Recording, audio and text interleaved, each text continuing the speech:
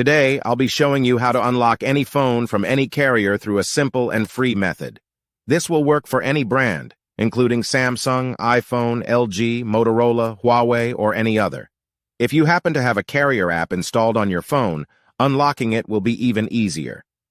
After following the steps in this video, you won't need an unlock code. Instead, you'll simply wait for a message in the carrier app indicating that your phone has been unlocked. For iPhone users, just connect your device to Wi-Fi, and the unlock should activate. Before we begin, I'd like to mention a small disclaimer.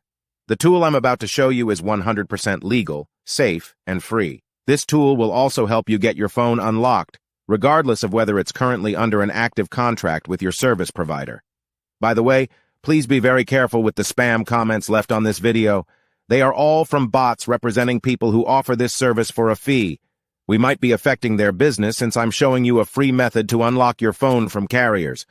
Follow my exact steps from this video, and after that, you will have a phone that will work with any SIM card from any carrier in the world.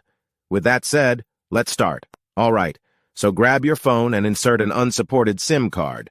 That means a SIM card from a carrier other than your original one.